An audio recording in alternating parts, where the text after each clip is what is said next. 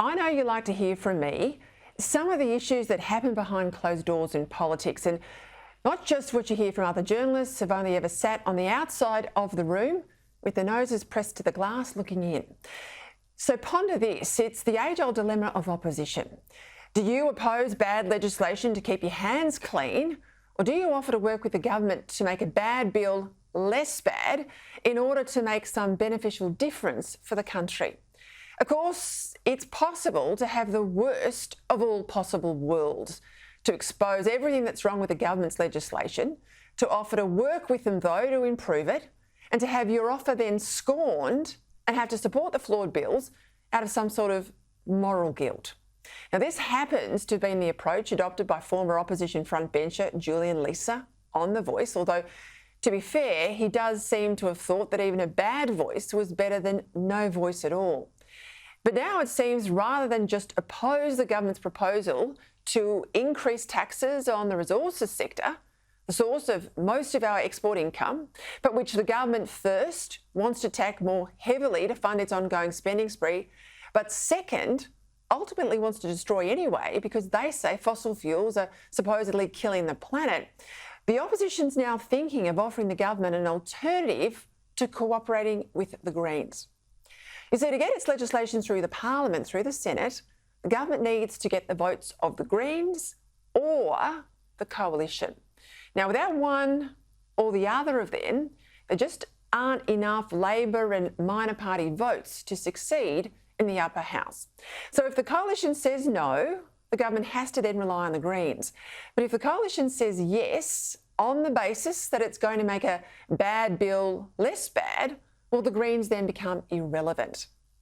In this case, the Coalition doesn't like the government's bill because hitting the gas sector with higher taxes first reduces the incentives for gas companies to invest in new gas supplies in Australia that we desperately need, and second, raises sovereign risk issues for companies that made multi-billion-dollar investments on the basis of one tax regime, but now find the rules being changed after the game started. But if the bad law is likely to go ahead with Greens support, indeed, if it's likely to be made even worse to get the Greens support, well, then there's an argument that the Coalition should step in and support the tax increases while ensuring that no further anti-business bells and whistles get added. Further, if the price of Green support was making it worse, the price of Coalition support could be to make it less bad. In this case, perhaps reducing green tape and lawfare to which all new gas projects are now routinely subject, which explains, of course, why we haven't had many of them go ahead in recent years. So that's now Peter Dutton's position. In order to help the industry weather Labor's storm, he's now saying he will work with the government to get their tax grab through, and in the process, he is demanding the government reduce red tape and cut gas approval project times. And he says, quote, "I accept the industry doesn't want the government to have to deal with the Greens. They're crazy and they're economic wreckers." And this actually creates a bit of a dilemma for the government as well.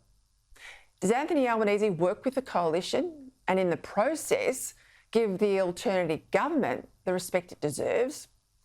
Or does it keep working with the Greens and in the process expose just how dark green Labor itself has become?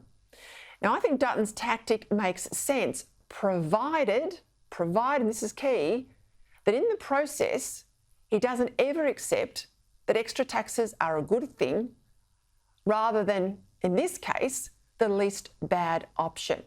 But if Labor doesn't treat the Coalition with respect, I'd make this the last time you do a deal with Labor, because Labor rarely works with the Coalition when the Coalition's in government, even where the Liberal Party has a mandate. Just think back to the time when Tony Abbott was elected with a mandate to repeal the carbon tax and Labor refused to honour it.